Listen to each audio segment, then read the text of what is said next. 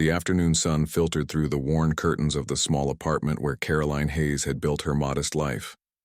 At 28, she worked double shifts at the downtown bookstore, saved every penny, and believed that honest work would eventually pay off. Her world was simple, predictable, safe, until her younger brother burst through the door. "Caro, I need to talk to you." His voice cracked like thin ice. She looked up from the stack of bills she'd been organizing. "What's wrong, Ben?" He collapsed onto the couch, his hands shaking. 23 years old and already carrying the weight of terrible decisions. "I made a mistake. A huge one." Caroline's stomach dropped. She'd seen that look before, when their parents died 5 years ago, when he dropped out of college, when everything fell apart. But this felt different. Worse. "How much?" she asked, though she wasn't sure she wanted to know. $50,000. The number hung in the air like a guillotine blade. Caroline's mouth went dry. 50. Ben, what did you do?" "I thought I could make quick money. There was this investment opportunity and I borrowed from someone to get in, but it fell through and now—" His voice broke. "Now he wants his money back with interest and I don't have it, Caro. I don't have anything." She stood up, pacing the tiny living room. "Who did you borrow from? A bank? We can work out a payment plan." "Not a bank." Ben's face had gone pale. "His name is Adrian Westbrook." Even Caroline, who avoided the society pages and business news, knew that name. Adrian Westbrook, real estate mogul, venture capitalist, the kind of man who owned buildings she could never afford to live in. "You borrowed $50,000 from one of the richest men in the state?" Her voice rose. "How did you even—" "Through a friend of a friend. He invests in startups, and I thought—" Ben stood up, desperation pouring off him in waves. "He gave me 2 weeks, that was 13 days ago. Tomorrow I need to have the money or he said there would be consequences." "You only can be crazy," Caroline exploded, her careful composure shattering. "I'm not going to humiliate myself because you made a stupid decision with money that wasn't yours." He said next time I needed to have the money. Ben's voice trembled with fear. "There's not going to be a next time, Caro. I can tell that much." She turned away, trying to process this nightmare. $50,000. She barely had 500 in savings. "Caroline." Ben's voice changed, became softer, more vulnerable. "Remember what you promised Mom before she died?" The words hit her like a physical blow. She remembered. Their mother's hospital room, the machines beeping, her weak hand grasping Caroline's. "Take care of your brother. He needs you. Promise me." "That's not fair," Caroline whispered, feeling tears prick her eyes. "I know, but I'm scared, really scared, and you're all I have left." The silence stretched between them, the distance of an impossible choice. Caroline looked at her brother, saw the frightened kid who'd cried for 3 days after their parents' funeral, who still called her when he had nightmares, who needed her even when he made terrible choices. She took a deep breath, swallowed her pride, tasted the bitterness of defeat. "Okay, I'll talk to him. I'll try to negotiate more time or a payment plan or something." She pointed at him with shaking finger. "But this is the last time, Ben. The absolute last time I bail you out." He nearly collapsed with relief.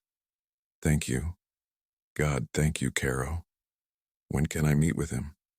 Ben pulled out his phone with trembling hands. His assistant said, "If we wanted to discuss terms, we should come to his office tomorrow morning, 9 o'clock. Tomorrow. She had less than 24 hours to figure out how to face one of the most powerful men in the city and beg for mercy on a debt she didn't create. As Ben left her apartment, promising he'd be there with her, Caroline stood at the window watching the city lights flicker on. Somewhere out there, in a tower she couldn't see, was the man who held her brother's future, and now hers, in his hands. She had no idea that tomorrow would change everything, that the man she was preparing to plead with would look at her not with the cold calculation she expected, but with something else entirely, that the word mercy would never even come up. Because Adrian Westbrook didn't deal in mercy. He dealt in contracts, and tomorrow he would offer her one she never saw coming. The Westbrook Tower stood like a glass giant in the heart of the financial district, its 72 floors reflecting the morning sun in blinding fragments. Caroline stood on the sidewalk staring up at the building that seemed designed to intimidate anyone who approached it. "We don't have to do this," Ben said beside her, though his voice lacked conviction. "Yes, we do." Caroline adjusted the only professional blazer she owned, navy blue, slightly worn at the elbows paired with a simple white blouse and black pants. She looked presentable, but standing here she felt like a sparrow preparing to negotiate with an eagle. The lobby was all marble and chrome, so polished she could see her reflection in the floor. A security guard directed them to a private elevator that required a key card. A tall woman in a perfect gray suit appeared, introduced herself as Mr. Westbrook's executive assistant, and led them upward in silence. The elevator climbed so fast Caroline's ears popped. 68th floor. The doors opened to reveal a reception area that probably cost more than her entire apartment building. Floor-to-ceiling windows overlooked the city like it was a kingdom to be conquered. "Mr. Westbrook will see you now," the assistant said, gesturing toward massive double doors. Caroline's heart hammered against her ribs. She could feel sweat forming at the small of her back despite the perfectly controlled climate. This was it. She rehearsed her speech in her head one more time. Polite, humble, reasonable. Ask for a payment plan. Offer to sign any contract. Just buy time. The doors opened. The office beyond was enormous, minimalist, and commanding. One wall was entirely glass, offering a view that made the city look like a toy set. The furniture was sleek, expensive, chosen for power rather than comfort. And behind the desk, rising from his chair, was Adrian Westbrook. Caroline's breath caught. She'd expected someone older, harder, maybe with the face of someone who'd spent decades crushing people beneath his heel. She'd expected cold eyes and a cruel mouth. She wasn't prepared for this. Adrian Westbrook was 34, tall and broad-shouldered, wearing a black suit tailored so perfectly it seemed like a second skin. His dark hair was styled with casual precision, and his face, God, his face, was the kind that belonged on magazine covers. Sharp jawline, intense gray eyes, features that managed to be both refined and dangerous. But it was his presence that hit her hardest. He radiated confidence like heat, controlled power that filled every corner of the room. He looked at her with those penetrating eyes, and she felt completely exposed. "Who are you?" His voice was deep, measured, with an edge that suggested he already knew the answer and was testing her. Caroline found her voice, though it came out shakier than she wanted. "My name is Caroline Hayes. This is my brother Ben. We're here about the debt." "I'm aware." Adrian's gaze moved to Ben with something that might have been contempt, then returned to Caroline. "I was told Ben Hayes wanted to discuss his loan. I wasn't informed he'd be bringing company." "I asked her to come," Ben said quickly. "I thought maybe." "You thought your sister could negotiate better than you?" Adrian cut him off smoothly. "Probably correct, considering the spectacular failure of your last business decision." Caroline felt anger flash through her fear. "Mr.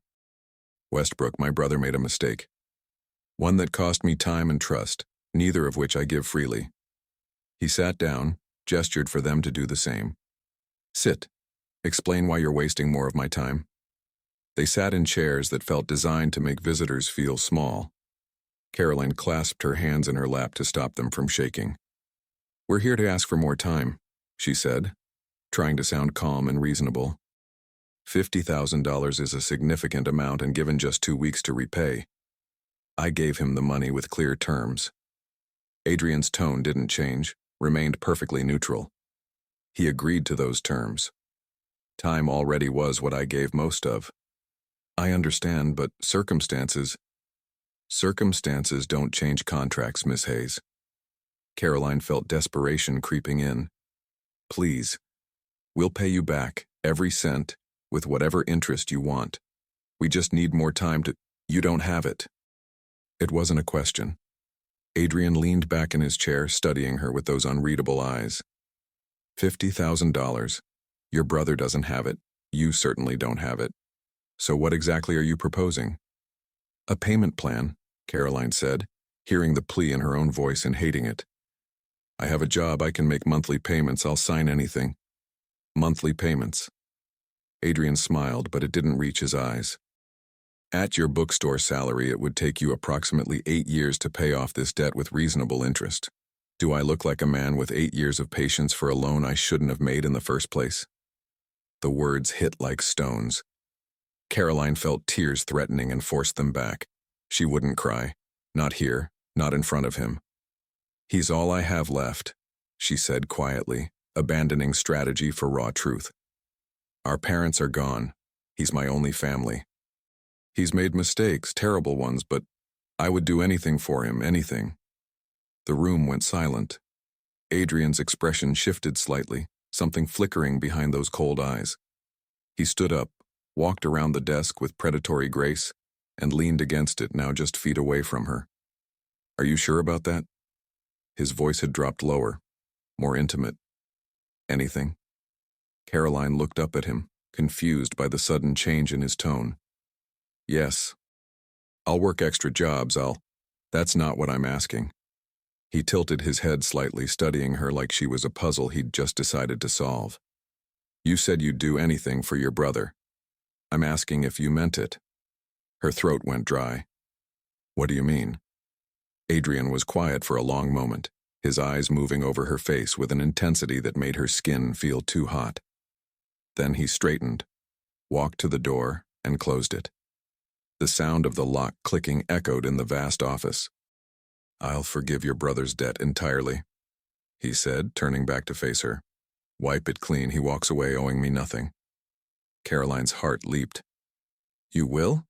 Thank you, In exchange, Adrian continued, his voice cutting through her relief like a blade. You marry me. The world stopped. Caroline stared at him, certain she'd misheard. What? Marriage. You and me. Legal, binding, public. He said it like he was discussing a business merger. That's my offer. You're crazy. Caroline shot to her feet, her voice rising. You can't be serious. I'm completely serious. Adrian's expression didn't change. I need a wife for certain business purposes. You need your brother's debt forgiven. It's a fair exchange. Fair? Caroline felt like she was losing her mind. You want me to marry you, a complete stranger, to pay off my brother's debt? That's insane. Is it? Adrian stepped closer, and she became acutely aware of how much taller he was, how he seemed to fill her entire field of vision. You said anything. I'm offering you exactly what you asked for, your brother's freedom. What I'm asking in return is hardly a sacrifice. Marriage to a wealthy man, a comfortable life, respect and status. I don't want any of that. Caroline backed up until she hit the chair. I want my freedom. I want your brother to be safe. Adrian's voice turned harder. Because here are your options, Miss Hayes. Option 1, you accept my proposal, marry me, your brother's debt disappears and he gets to keep both his kneecaps. Option 2, you walk out that door and I collect what I'm owed using methods that won't be pleasant for anyone involved. The threat hung in the air, not loud or dramatic, but absolutely real. Caroline looked at Ben, who had gone white as paper. She saw the fear in his eyes, the guilt, the desperate hope that she'd somehow fix this. This is blackmail, she whispered. This is business, Adrian corrected, and frankly the most generous offer you'll get anywhere.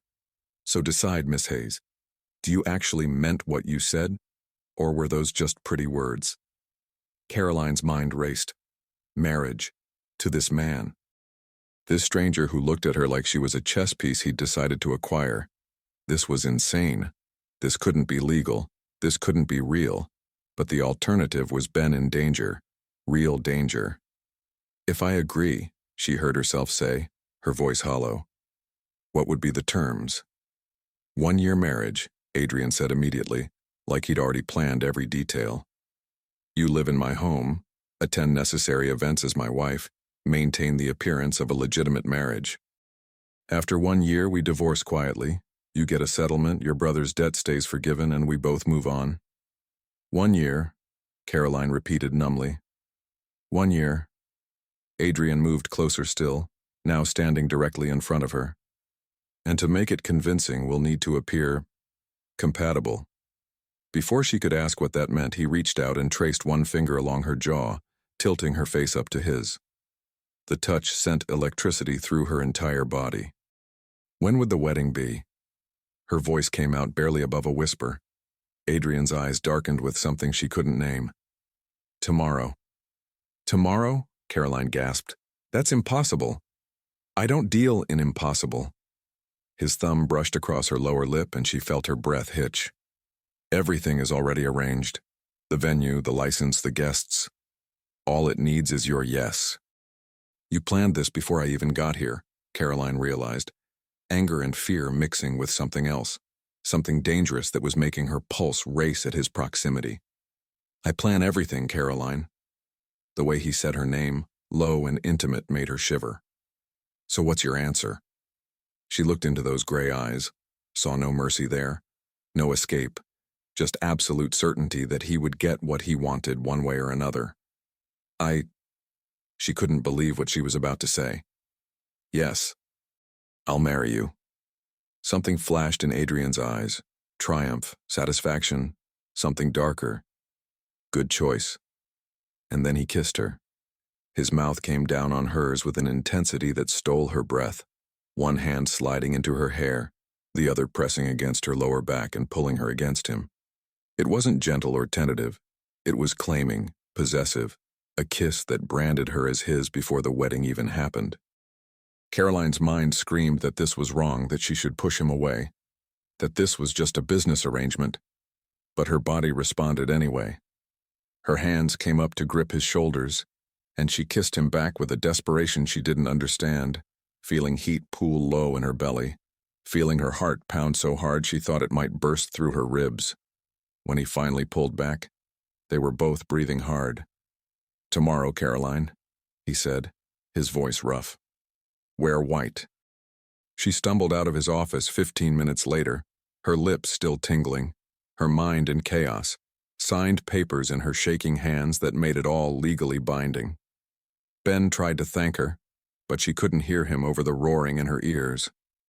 This is just for my brother, she told herself as the elevator descended. Just a business arrangement. 1 year, and it's over. But that kiss hadn't felt like business. And the way Adrian Westbrook had looked at her, like he was planning to consume her whole, suggested this marriage would be anything but simple. 24 hours. That's all Caroline had between agreeing to marry a stranger and walking down the aisle to actually do it. She spent the night in a luxury hotel suite that Adrian had arranged because apparently the bride couldn't see the groom before the wedding, even in a marriage that was supposed to be nothing but a contract.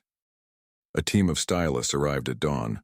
Hair, makeup, nails, everything orchestrated with military precision. The wedding dress appeared in a garment bag at 7 a.m., delivered by Adrian's assistant with a note in bold handwriting. This will look perfect on you. Caroline unzipped the bag with trembling hands. The dress was breathtaking, ivory silk that seemed to glow in the morning light, elegant and simple with delicate lace details along the bodice and a skirt that flowed like water. It fit her perfectly, as if it had been made specifically for her body, which it probably had been. Adrian Westbrook didn't do anything halfway. Looking at herself in the mirror, Caroline barely recognized the woman staring back. She looked like a bride. A real bride, preparing for a real wedding with real emotions. Except none of it was real. 1 year, she reminded herself. Just 1 year, and then freedom. But her reflection's eyes told a different story. Confusion, fear, and something she refused to name that had been burning inside her since Adrian's lips touched hers yesterday. The ceremony was set for 11 a.m. at an exclusive private estate outside the city, surrounded by manicured gardens that probably cost more to maintain than most people's yearly salaries. As Caroline arrived in the limousine Adrian had sent, she saw the guest list was already assembled. About 50 people, all dressed in expensive clothes, all watching with curious, judgmental eyes. These were Adrian's people. His business associates, his social circle, The kind of people who summered in the Hamptons and knew which fork to use at 7-course dinners. Caroline had never felt more out of place in her life. Ben met her at the entrance wearing a suit that was clearly new and uncomfortable. His eyes were red-rimmed. "Caro, I'm so sorry," he whispered as he took her arm. "Thank you for sacrificing yourself for me. I know this isn't what you wanted. I know you're giving up your whole life and I—" "Stop," Caroline said quietly, squeezing his arm. "What's done is done. Just make it mean something, okay? Don't waste this second chance." He nodded, tears threatening to spill. "I won't. I swear I won't." Music began to play, classical, elegant, utterly foreign to Caroline's world. The doors to the garden opened, and suddenly she was walking forward, Ben's arm supporting her, toward an altar decorated with thousands of white roses. And standing at that altar, waiting for her, was Adrian Westbrook. If he'd been devastating in a business suit, he was absolutely lethal in a tuxedo. The black fabric emphasized his broad shoulders and lean frame, making him look like he'd stepped out of some fantasy. His dark hair was perfectly styled, his gray eyes fixed on her with an intensity that made her knees weak. As she walked toward him, Caroline heard whispers from the guests. "Who is she? I've never seen her before. Where did Adrian find her? She's beautiful, but is she suitable?" Caroline kept her eyes forward, refusing to let them see how much their words stung. She wasn't suitable. She knew that. She was a bookstore clerk playing dress-up in a world of titans. But when she reached the altar and Adrian's eyes met hers, something shifted in his expression. For just a moment, he looked at her like she was the only person in the world who mattered. Ben placed her hand in Adrian's, whispered, "Thank you," one more time, and stepped back. Adrian's hand was warm, strong, and steady around hers. He leaned close enough that only she could hear and murmured, "You look stunning." The compliment shouldn't have affected her. This was business, but heat crept up her neck anyway. The officiant began speaking, words about love and commitment and forever that felt hollow when Caroline knew this marriage had an expiration date. She barely heard them, too aware of Adrian standing beside her, his thumb unconsciously tracing small circles on the back of her hand. Was he nervous? Did men like Adrian Westbrook even get nervous? "Do you, Adrian Westbrook, take Caroline Hayes to be your lawfully wedded wife, to have and to hold from this day forward, for better or worse, for richer or poorer, in sickness and in health, until death do you part?" "I do." Adrian's voice was clear, confident, absolute. "And do you, Caroline Hayes, take Adrian Westbrook to be your lawfully wedded husband, to have and to hold from this day forward, for better or worse, for richer or poorer, in sickness and in health, until death do you part?" This was it. Her last chance to run, to say no, to choose dignity over sacrifice. She looked at Adrian, at this beautiful, dangerous man who'd blackmailed her into marriage, who'd kissed her like he wanted to devour her soul, who was looking at her now with something in his eyes she couldn't quite read. "I do," Caroline whispered. Adrian's hand tightened around hers. "Then by the power vested in me, I now pronounce you husband and wife." The officiant smiled. "You may kiss your bride." Caroline's heart stopped. She'd known this was coming, of course. Every wedding had this moment, but she'd expected something quick, perfunctory, just for show. Adrian had other plans. He stepped closer, one hand sliding to her waist, the other cupping her face with surprising gentleness. His gray eyes searched hers for just a moment, and she saw a question there. Permission, maybe, or warning. Then he kissed her, and the world disappeared. This wasn't like the kiss in his office, fierce and claiming. This was different. Slower, deeper, more deliberate. His lips moved against hers with a skill that made her dizzy, coaxing a response she couldn't control. His hand at her waist pulled her closer until their bodies pressed together, and she felt the solid warmth of him through the thin silk of her dress. Caroline's hands came up to rest on his chest, and she could feel his heart pounding as hard as hers. The kiss deepened, his tongue tracing her lower lip before sliding against hers, and she made a small sound in the back of her throat that she'd be embarrassed about later.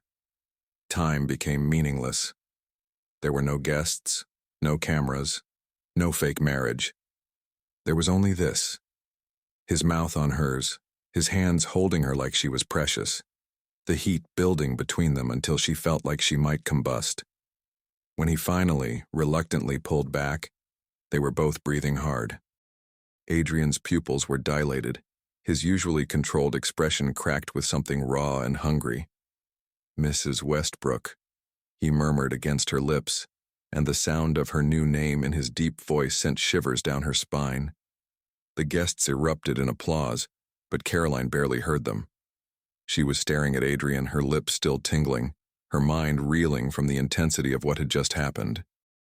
This shouldn't feel real, she thought desperately, even as her body screamed at her to pull him back to kiss him again. But it does. God help me. It does. Adrian seemed to read her thoughts. His hand slid from her face to the small of her back, and he leaned down to whisper in her ear, "Breathe, Caroline, we have an audience." Right, an audience. A performance. That's all this was. So why did that kiss feel like it had rewired something fundamental inside her? The reception was a blur of congratulations from people whose names Caroline immediately forgot, champagne she barely tasted, and food that could have been cardboard for all she noticed. Adrian kept her close, his hand constantly on her, her waist, her back, her hand, like he was establishing ownership in front of his world. She should have hated it, should have felt trapped, humiliated, angry. Instead, every touch sent electricity through her veins. "You're doing well," Adrian murmured during the first dance, holding her close as they swayed to music she didn't recognize. "My associates are convinced." "Convinced of what?" Caroline asked, hyper-aware of how perfectly their bodies fit together. "That this is real." His hand pressed more firmly against her back. "That I married you because I wanted you, not because of any business arrangement. And that's important to you, what they think." Adrian's jaw tightened slightly. "In my world, perception is everything. Weakness is blood in the water. A wife provides stability, respectability. So I'm a prop," Caroline said, trying to keep the bitterness from her voice. "You're my wife," Adrian corrected, spinning her suddenly so her back pressed against his chest, his lips near her ear. "For the next year, that means something. Don't forget it." The possessiveness in his tone shouldn't have thrilled her, but it did. Later, cutting the cake, Adrian deliberately smeared a bit of frosting on her nose, and when she laughed in surprise, a real, genuine laugh, his expression softened in a way that made him look almost human. "There she is," he said quietly, wiping the frosting away with his thumb. "I was wondering when I'd see a real smile." "Don't get used to it," Caroline shot back, but her heart wasn't in the retort. As the evening wore on and guests began to leave, Caroline caught Ben watching her from across the room. He looked relieved, grateful, and guilty all at once. She gave him a small smile, trying to tell him without words that she'd survive this. She had to survive this. Finally, as the last guest departed and the sun began to set, Adrian's hand found hers again. "Time to go," he said simply. "Go where?" His smile was slow, dangerous, devastating. "Our honeymoon, Mrs. Westbrook." "Did you think we'd skip that part?" Caroline's stomach flipped. "I thought this was just for show." "It is," Adrian agreed, leading her toward a waiting car. "But even shows need to be convincing. We leave for my private island tonight." "Your private island?" Caroline repeated faintly. 2 weeks alone, Caroline." Adrian opened the car door for her, his eyes dark with promise. "Just you and me, learning to be married." As she slid into the car and Adrian followed, settling beside her in the leather seats, Caroline realized with terrifying clarity that the hardest part wasn't the wedding. It was whatever came next. Because that kiss had proven something she'd been trying to deny. The chemistry between them wasn't fake. The attraction wasn't part of the act. And 2 weeks alone with Adrian Westbrook might just destroy every defense she had left. The car pulled away from the estate, carrying them toward a honeymoon that was supposed to be meaningless. But nothing about Adrian Westbrook had been meaningless so far, and Caroline had a sinking feeling that was about to become very, very dangerous. The private jet was obscene in its luxury: cream leather seats, a bedroom in the back, a full bar, and windows that offered views of the darkening sky as they flew toward Adrian's island somewhere in the Caribbean. Caroline sat across from her new husband, acutely aware that they were truly alone for the first time since that kiss in his office. Adrian had removed his jacket and tie, rolled up his sleeves, and was reviewing something on his tablet with the focus of a man who never stopped working. Even relaxed, he radiated power. Caroline tried to read a book the flight attendant had offered, but the words blurred together. Her mind kept replaying the wedding kiss, the way his hands had felt on her body, the heat in his eyes when he'd pulled away. "You're staring," Adrian said without looking up from his screen. Caroline jerked her gaze away, heat flooding her cheeks. "I wasn't." "You were." Now he did look at her, a slight smile playing at his lips. "Nervous? Should I be?" Adrian set down the tablet, giving her his full attention. "That depends. Are you afraid of me, Caroline?" The question hung between them. Was she? Afraid of this man who'd forced her into marriage? Who held her brother's fate in his hands, who kissed her like he wanted to consume her whole? "I don't know yet," she answered honestly. Something flickered in his expression. Approval, maybe. "Good. Fear based on ignorance is useless. Fear based on understanding is wisdom. And which should I have with you?" Adrian's smile widened slightly. "That's what these 2 weeks are for. To understand each other." The jet began its descent an hour later, landing on a private airstrip on an island that seemed to exist outside of reality.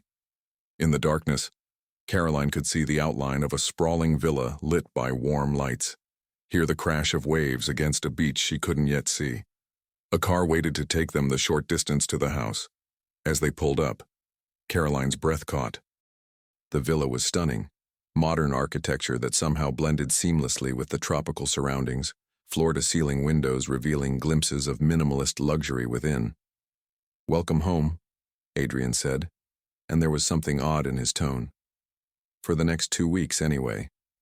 He led her inside, through rooms that flowed into each other with organic ease. A living room that opened onto a terrace, a kitchen with gleaming appliances, a dining area with a table that could seat 12, but felt intimate with just 2 chairs set close together. "The staff has been dismissed," Adrian said, watching her reaction. "I sent them back to the mainland. It's just us."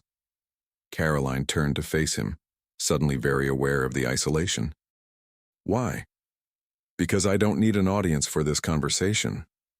Adrian loosened another button on his shirt, and Caroline's eyes tracked the movement involuntarily.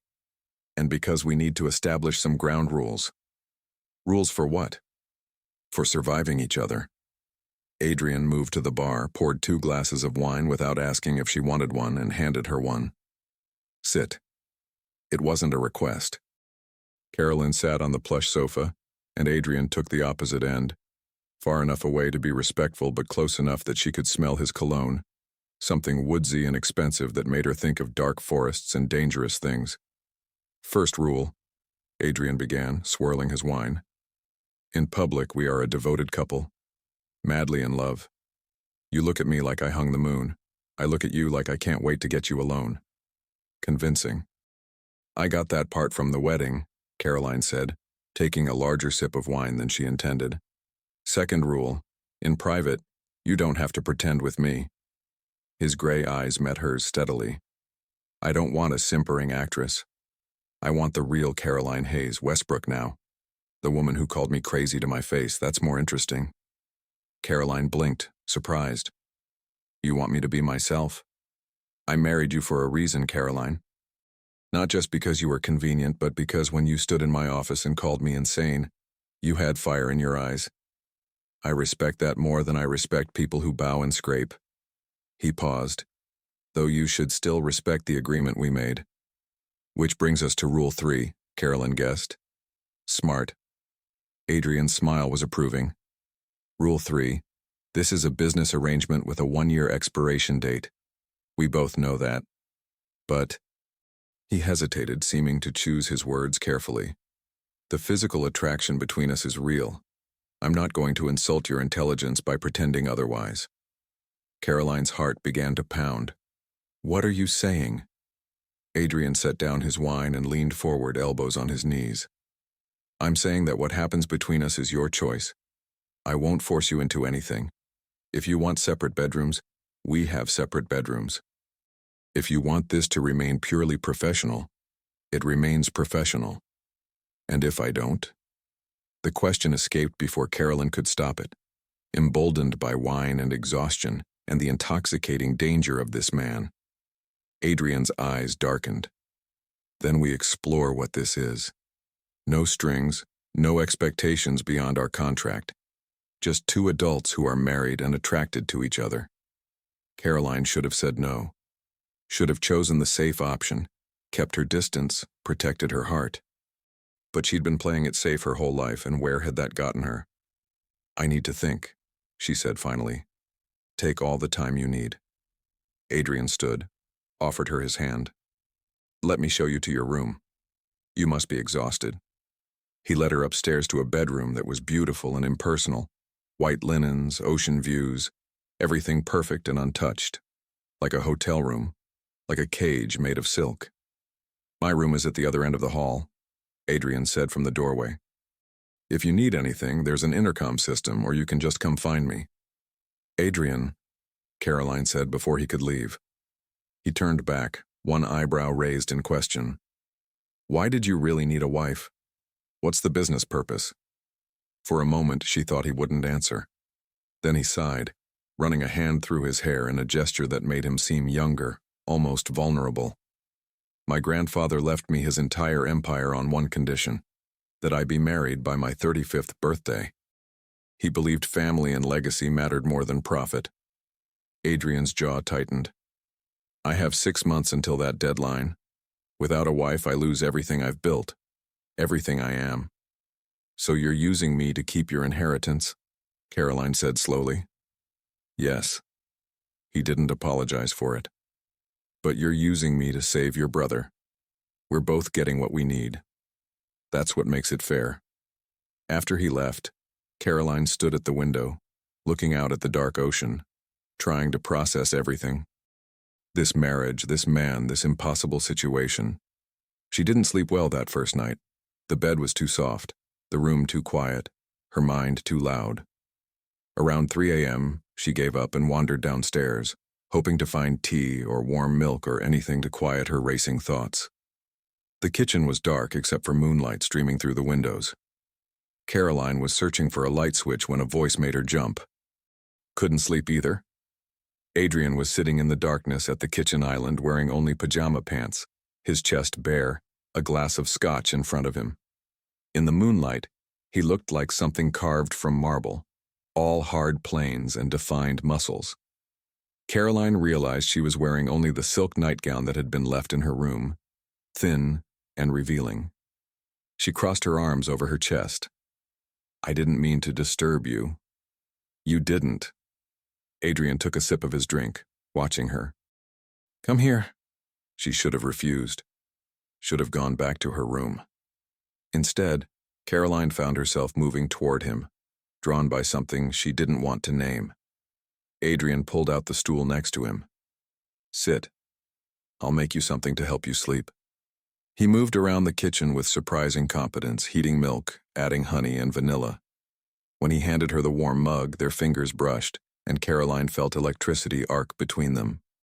They sat in silence for a while, drinking, existing in the strange intimacy of shared insomnia. Tell me about yourself, Adrian said finally. The real things. Not what's in the background check I ran. You ran a background check. Of course. He didn't sound apologetic. But those only show facts. They don't show who you are. Caroline considered lying, keeping her walls up. But something about the darkness, the isolation, the vulnerability of seeing him disheveled and human made her honest. I wanted to be a writer, she admitted, before my parents died. I had scholarships, plans, dreams, then everything fell apart, and I had to take care of Ben, and dreams became luxuries I couldn't afford. Do you still write? Sometimes. Late at night. Nothing good, just... She shrugged. Words. Adrian was quiet for a moment. Show me sometime. If you want. The offer surprised her. Why would you care? Because you're interesting, Caroline Westbrook. He turned to face her, and in the moonlight his expression was intense. You're more than you show the world, I can see it. You barely know me. I know you sacrificed yourself for your brother without hesitation. I know you look at me like you can't decide whether to kiss me or kill me. I know when I touched you at the wedding you trembled.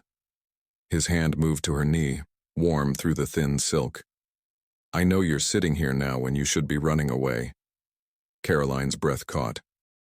Adrian, you don't have to pretend with me, remember? His thumb traced small circles on her knee, sending heat spiraling through her body. That's the rule. What do you want from me? Caroline whispered. Adrian's hand slid higher to her thigh, and she saw his control fraying at the edges. Right now, I want to kiss you. I want to carry you upstairs and spend the rest of the night making you forget this is supposed to be fake. I want... He stopped himself, jaw clenching. But I told you it was your choice. Caroline's mind screamed warnings. This was dangerous. This would complicate everything. This would hurt when it ended. But her body didn't care about any of that. She leaned forward and kissed him. Adrian made a sound low in his throat, surprise, satisfaction, hunger, and suddenly she was in his arms, lifted off the stool like she weighed nothing. He set her on the counter, stepping between her legs, and kissed her with an intensity that made their wedding kiss seem tame. His hands were everywhere, in her hair, on her back, sliding up her thighs. Caroline's fingers traced the hard muscles of his chest, feeling his heart pound beneath her palms. When he pulled back to trail kisses down her neck, she heard herself make sounds she didn't recognize. Caroline, he breathed against her skin. Tell me to stop if you want me to stop. She should. God, she should. Don't stop, she whispered instead. Adrian pulled back to look at her, his eyes searching hers in the moonlight. Are you sure? No. She wasn't sure of anything except that she'd never wanted anyone the way she wanted him right now. I'm sure. He lifted her again, carrying her toward the stairs, and Caroline wrapped her legs around his waist, kissing him frantically, desperately, like she could pour all her confusion and fear and desire into his mouth, and he would transform it into something that made sense. In his bedroom, dark and masculine and smelling of him, Adrian laid her on the bed with surprising gentleness. He braced himself above her, looking down with an expression that was almost reverent. You're beautiful, he said softly. I thought so the moment you walked into my office. Scared and brave and absolutely stunning. This doesn't change anything, Caroline said, even as she pulled him down to her. The contract is still the contract. I know. Adrian's lips found hers again, slower now, more deliberate. This doesn't change anything. But they both knew that was a lie. Because as the night wore on, as Adrian showed her pleasures she'd never imagined, as she discovered that beneath his controlled exterior was a man capable of devastating tenderness and consuming passion, something fundamental shifted. This wasn't part of the plan. This wasn't supposed to feel real. But when Adrian finally collapsed beside her hours later, pulling her against his chest, pressing kisses to her hair, murmuring words in a language she didn't understand, Caroline realized with terrifying clarity she was in trouble. Because 1 year suddenly seemed impossibly long and devastatingly short at the same time, and the man holding her like she was precious was the same man who would let her go when their contract expired. This is just physical, she told herself as sleep finally claimed her. Just desire, nothing more. But her heart, already beginning to betray her, whispered a different truth. Caroline woke to sunlight streaming through unfamiliar windows and the warm weight of an arm draped across her waist. For a moment she couldn't remember where she was. Then memory crashed over her like a wave. The wedding, the island, the kitchen, and everything that had happened in this bed. She turned her head carefully. Adrian was still asleep beside her, his face relaxed in a way she'd never seen while he was awake. He looked younger like this, the hard edges of power softened by vulnerability. His dark hair was messy from her fingers running through it, and there were faint scratches on his shoulders that made heat flood her cheeks. She'd done that, lost control so completely that she'd marked him. As if sensing her gaze, Adrian's eyes opened. For a heartbeat, they simply looked at each other, the morning light revealing too much. "Good morning, Mrs. Westbrook," he said, his voice rough with sleep. "Good morning," Caroline whispered back, suddenly shy in a way that seemed ridiculous given what they'd shared. Adrian's hand moved from her waist to her face, tracing her cheekbone with his thumb. Regrets? Did she? Caroline searched herself for the guilt or shame she expected to find. Instead, there was only satisfaction, contentment, and a hunger for more that scared her. "No regrets," she said. "You?" "None." His smile was slow, genuine, devastating. Then he leaned in and kissed her, soft, sweet, nothing like the desperate passion of last night, but somehow more intimate. "Stay here. I'll make breakfast." He climbed out of bed unself-consciously, and Caroline couldn't help but watch as he pulled on pajama pants and a t-shirt, every movement fluid and confident. At the door, he paused. "Caroline? Last night. It doesn't have to be a one-time thing, unless you want it to be." Before she could answer, he was gone. Caroline lay in his bed, surrounded by his scent, her body still humming from his touch, and tried to think rationally. This was supposed to be business, a transaction, 1 year and done. But nothing about last night had felt like business. She found Adrian in the kitchen 20 minutes later, wearing a robe she discovered in the bathroom. He was cooking, actually cooking, and the sight of this powerful billionaire making omelets in bare feet was so unexpectedly domestic that Caroline's heart did something dangerous in her chest. "You cook?" she asked, sliding onto a stool. "I'm full of surprises." Adrian plated the omelet with professional skill and set it in front of her. "Eat, then I want to show you the island." The island was paradise. Adrian led her down a winding path to a private beach where white sand met crystalline water. They walked barefoot along the shore, and gradually conversation came easier. "How did you end up with an island?" Caroline asked, letting the warm water lap at her ankles. "Impulse purchase," Adrian admitted. "I was 26, just closed my first major deal, felt invincible. I saw this place and bought it the same day." He smiled at the memory. "My business partners thought I was insane." "Were you?" "Probably. But it's the best insane decision I ever made. It's the only place I can actually breathe." Caroline looked at him, really looked. Here, away from the suits and the boardrooms and the weight of his empire, Adrian seemed different, lighter, almost happy. "What's it like?" she asked. "Being you, having that much power, that much money, that much control." Adrian was quiet for a long moment, staring out at the horizon. "Lonely," he said finally. "Everyone wants something from me. Business partners want deals. Women want status or money. Even my own family only cared about the empire I could build." He turned to face her. "You're the first person in years who didn't want anything from me. You actively didn't want to be here." "I still don't want your money," Caroline said. "I just wanted Ben safe." "I know." Adrian stepped closer, his hand finding hers. "That's what makes you different." Over the next few days, they fell into a rhythm that felt dangerously like a real honeymoon. Mornings on the beach, afternoons exploring the island, evenings cooking together and talking for hours.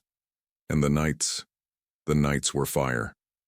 Adrian was an attentive lover, generous, creative, seemingly determined to learn every way to make her fall apart in his arms. But it was the small moments that undid Caroline more. The way he pulled her against him in his sleep, the soft kisses he pressed to her shoulder in the morning, the way he looked at her sometimes like she was a puzzle he couldn't quite solve. On the 5th day, Caroline woke before dawn and found Adrian already awake, sitting on the terrace with coffee, staring at the ocean. "Can't sleep?" she asked, wrapping a blanket around herself as she joined him. "Too much on my mind." He pulled her down into his lap without asking, arranging her against his chest like it was the most natural thing in the world. "Tell me about your parents." The request surprised her. They'd talked about many things, but she'd kept her grief carefully locked away. Now, in the pre-dawn darkness with his arms around her, the words came easier. "They were good people," Caroline said softly. "Not wealthy, not important. Just good. My dad was a high school teacher. My mom worked at a library. They loved books and terrible puns and each other." Her voice cracked. "The accident was so fast. One minute they were driving home from dinner, the next, gone." Adrian's arms tightened around her. "How old were you?" 23. Ben was 18. I had to drop out of college to take care of him, to work, to keep us afloat." She wiped at her eyes, annoyed at the tears. "I've been taking care of him ever since. Maybe that's why I can't say no to him. He's all I have left of them." "He's lucky to have you," Adrian said quietly. "Not many people would sacrifice what you have." "You sacrificed too," Caroline pointed out. "Your freedom, a real marriage, love." Adrian was silent for so long she thought he wouldn't answer. Then, "I stopped believing in love a long time ago. In my world, it's just another transaction. People marry for money, power, connections, never for something as unstable as feelings." "That's sad," Caroline whispered. "That's reality." Adrian tilted her face up to his gray eyes intense in the growing light. "But this, what we have, it's honest at least. We both know what it is. No illusions, no false promises. Just two people enjoying each other for as long as it lasts."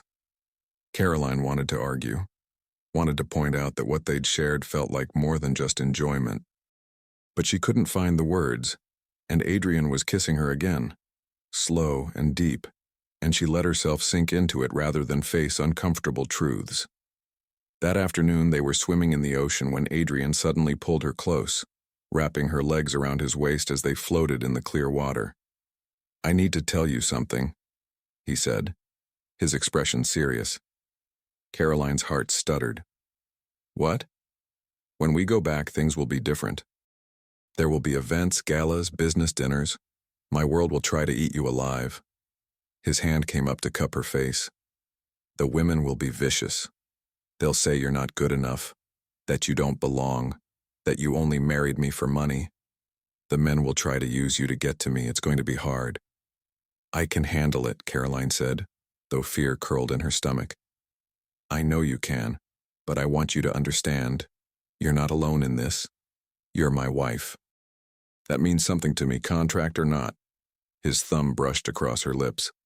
"Anyone who disrespects you disrespects me, and I don't tolerate disrespect." The protectiveness in his voice made something warm bloom in Caroline's chest. "Why do you care? I'm just temporary." "Because you're mine," Adrian said fiercely. "For the next year, you're mine, and I take care of what's mine."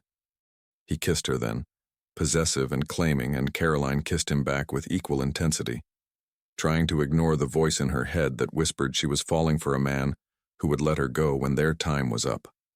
On their last night on the island, they had dinner on the beach, a blanket spread on the sand, candles flickering in the breeze, food that Adrian had somehow prepared despite claiming he'd sent the staff away.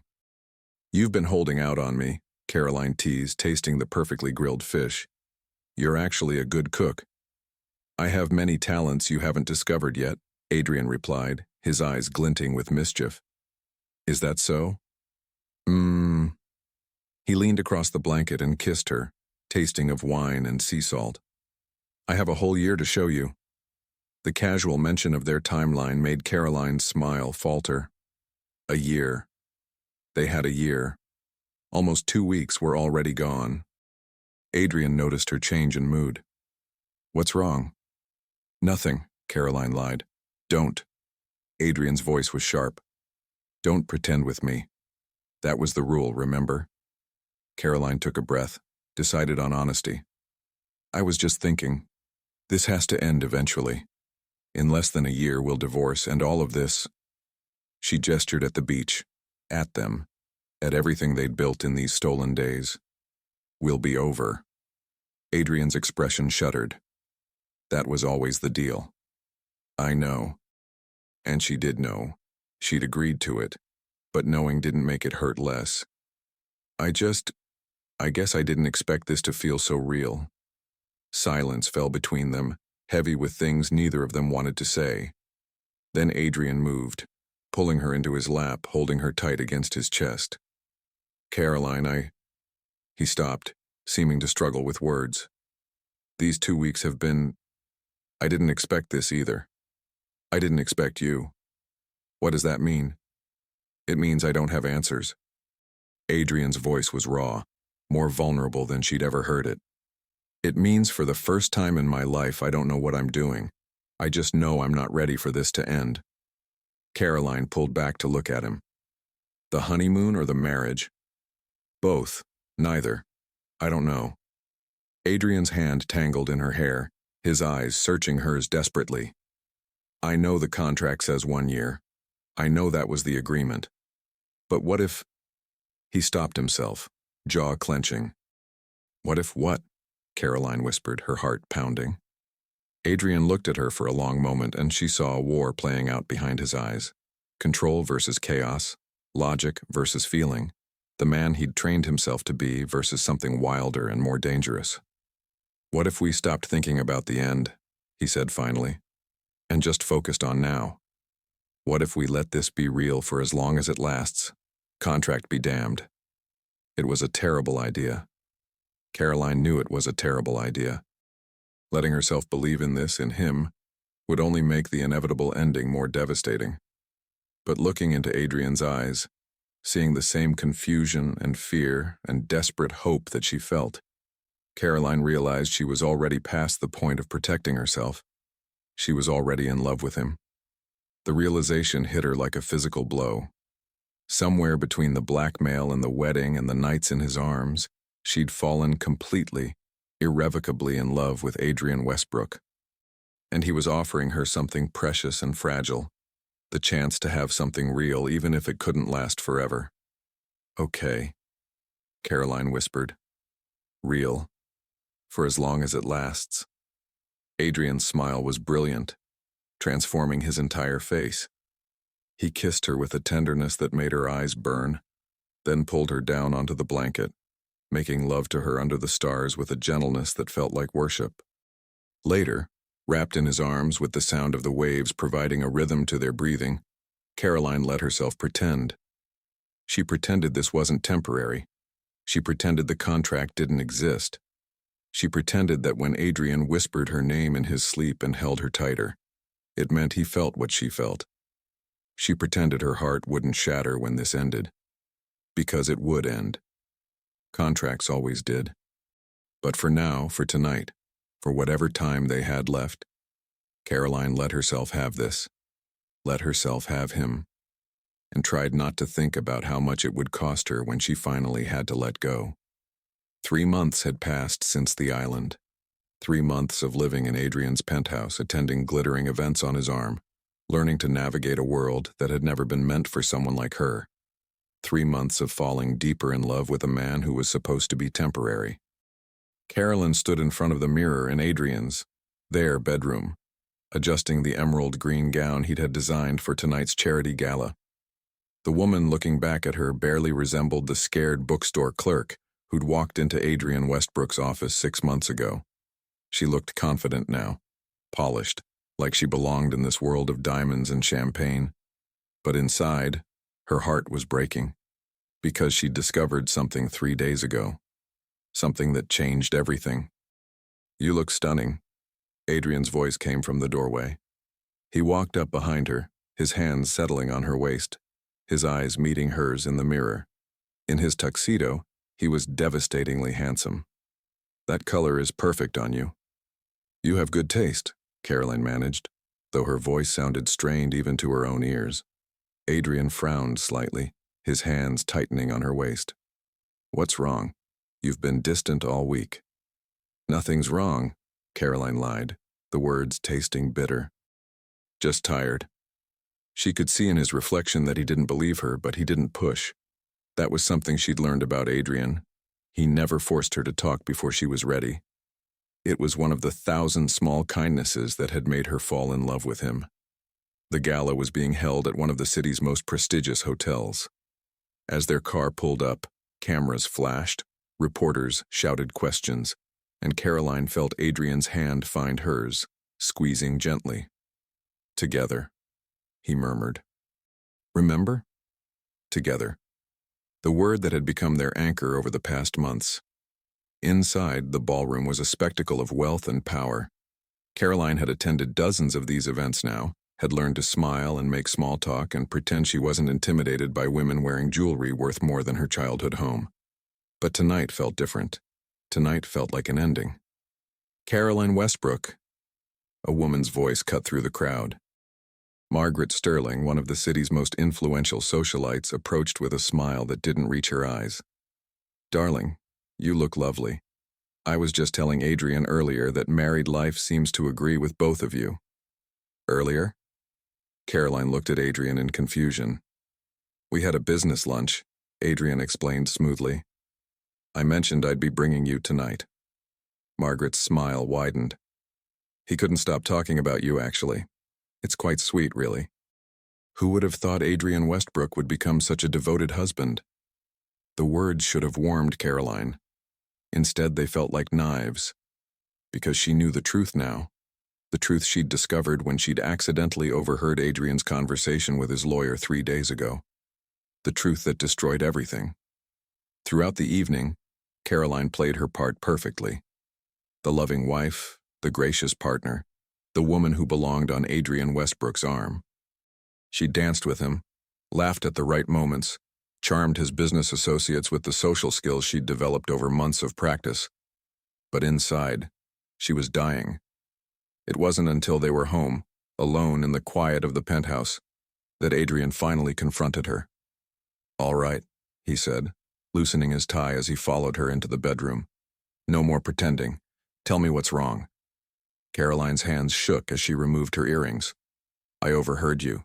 3 days ago. Talking to your lawyer.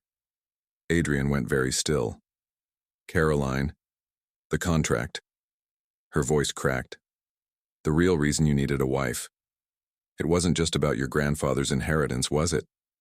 Silence fell like a guillotine blade. There was a business merger, Adrian said finally, his voice carefully controlled. The biggest deal of my career. But the other party, Donovan Enterprises, is run by a very traditional man. He believes in family values, stability. He wouldn't sign with someone he saw as a playboy bachelor.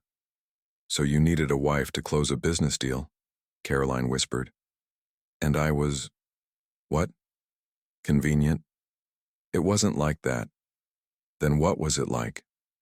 Caroline spun to face him, tears streaming down her face. Because from what I heard, that merger is closing next week, which means your business purpose for this marriage is complete, which means... Her voice broke, which means I'm no longer necessary. Adrian's face had gone pale. You think I'd just end this? End us? We have a contract, Adrian. 1 year. And I've served my purpose, haven't I? Convinced your business partners you're a stable family man. Helped you close your precious deal. Stop. Adrian crossed the distance between them in 2 strides, gripping her shoulders. Yes, the merger was part of why I needed a wife. Yes, the timing worked out. But what we have. What do we have? Caroline demanded, her heart shattering.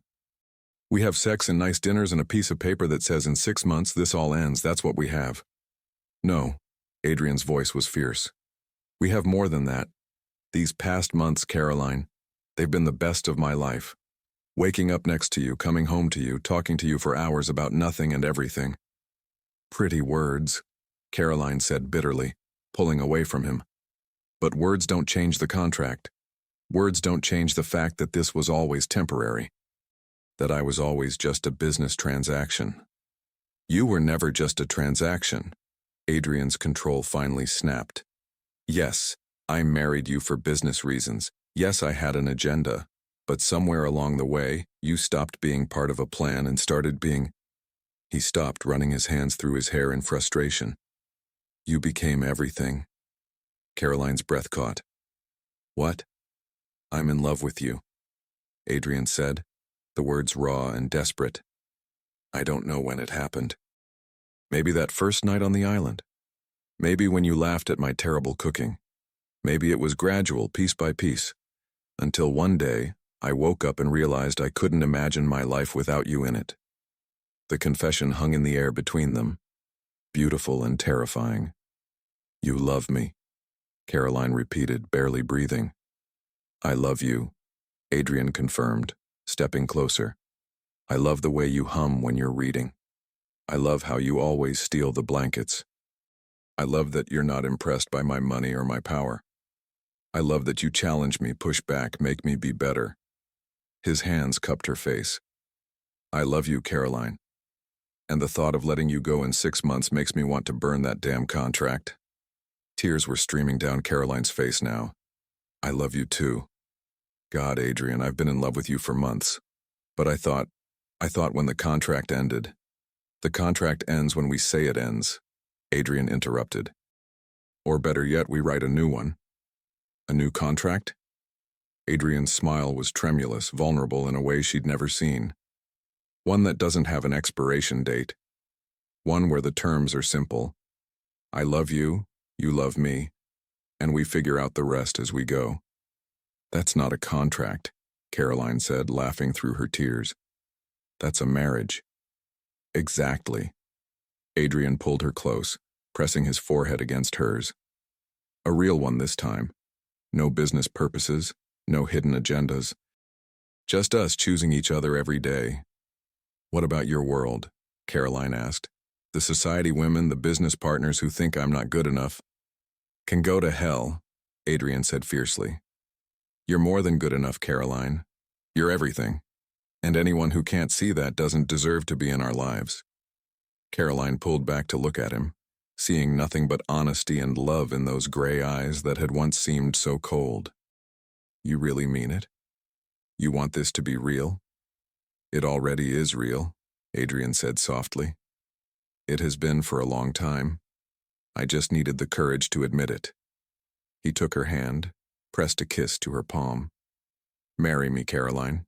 Not because of a contract or a debt or business. Marry me because you love me and I love you, and neither of us wants to spend another day pretending this is temporary." "We're already married," Caroline pointed out, laughing and crying at the same time. "Then marry me again," Adrian insisted. "A ceremony just for us, with vows we actually mean. A beginning, not an obligation." Caroline's heart felt like it might burst. "Yes, yes, 1,000 times yes." Adrian kissed her then, deep and sweet and full of promise. And in that kiss was everything they'd been too scared to say, all the fear and hope and desperate love that had been building between them since the day they'd met. When they finally pulled apart, both breathing hard, Adrian rested his forehead against hers. "I have something for you," he said. "Wait here." He disappeared into his study and returned carrying a leather portfolio. "I had my lawyer draw these up last week, before you overheard that conversation, before I knew you knew." Caroline opened the portfolio with shaking hands. Inside were legal documents, dense, official, intimidating. "What is this?" "A new contract," Adrian explained. "One that nullifies our original agreement. No expiration date, no business clauses, just a standard marriage contract with one addition." He pointed to a specific clause. Caroline read it, her vision blurring with tears. "In the event of divorce, Adrian Westbrook shall retain full ownership of the brownstone at 42 Maple Street, the bookstore property at 156 Main Street, and a settlement of $10 million, regardless of fault or reason for dissolution. These terms are non-negotiable and guaranteed." "You're giving me a bookstore?" Caroline whispered. "I bought the building 2 months ago," Adrian admitted. "I know you love books. I know you gave up your dreams to take care of Ben. I thought, maybe we could open a bookstore together. You run it how you want, Sell what you love and I'll handle the business side. A partnership. And the brownstone? I noticed you looking at it every time we drive past. It's yours if you want it. To live in. To keep as an investment, whatever you choose. Caroline stared at the man she loved, overwhelmed. Why would you do all this? Because even if you stopped loving me tomorrow, Adrian said quietly, even if this all fell apart, I want to know you're taken care of. I want to know you have your dreams back. I want to know that being with me didn't cost you everything. Adrian. Caroline set down the portfolio and threw her arms around him. I'm never going to stop loving you. Never. Promise? His voice was muffled against her hair. I promise. But only if you promise the same. I promise. Adrian pulled back, his eyes shining. Every day for the rest of our lives. I choose you. They made love that night with a desperation and tenderness that spoke of new beginnings, of fears conquered and walls demolished. And afterward, wrapped in each other's arms, they talked about the future. A real future this time. I want kids someday, Caroline admitted shyly. Is that... Would you want that? Adrian's hand moved to rest on her stomach, his touch reverent. I want everything with you. Kids, the bookstore, growing old together, everything. What about Ben? Caroline asked. He's still my responsibility. He's family, Adrian said simply. We'll help him get back on his feet. Maybe give him a job at the bookstore if he wants. But Caroline, you're not responsible for saving him anymore. You get to live your own life now. The relief that flooded through her at those words was profound. For so long she'd carried the weight of her brother's choices. But Adrian was right. It was time to let Ben stand on his own. 6 months later. The bookstore's grand opening was everything Caroline had dreamed of and more. Hayes and Westbrook books stretched across the restored storefront in elegant gold letters. Inside, floor-to-ceiling shelves overflowed with carefully curated selections. Cozy reading nooks invited customers to linger, and the smell of coffee from the small cafe Adrian had insisted they include filled the air. What do you think? Caroline asked nervously as Adrian surveyed their joint creation. I think, Adrian said, pulling her close, that this is just the beginning. He was right. The bookstore thrived, becoming a neighborhood treasure. Ben, sober and determined, managed the cafe and was slowly rebuilding his life. Caroline wrote in the early mornings, her words finally flowing freely now that fear no longer held her captive. And Adrian, the man who'd blackmailed her into marriage, became the partner she'd never known she needed. He celebrated her successes, supported her failures, and loved her with a constancy that still took her breath away. 1 year after their contract wedding, they renewed their vows in a small ceremony on the island where everything had changed. No business associates, no photographers, no pretense. Just them, Ben, and a handful of true friends, speaking words they actually meant under a sunset sky. I promise to love you, Caroline said, tears streaming down her face. Not because a contract says I should, but because my heart can't do anything else. I promise to choose you, Adrian responded, his voice thick with emotion. Every single day for all the days we have left. When they kissed as husband and wife, for real this time, Caroline felt something settle in her chest. This was home. This was love. This was the life she'd never dared to dream she deserved. That night, lying in Adrian's arms in the same room where they'd first given in to desire, Caroline felt his hand rest gently on her stomach. I have something to tell you, she whispered. Adrian pulled back to look at her, his eyes questioning. I'm pregnant. For a heartbeat, Adrian simply stared. Then his face broke into the most brilliant smile Caroline had ever seen. A baby? His voice was awed. A baby, Caroline confirmed.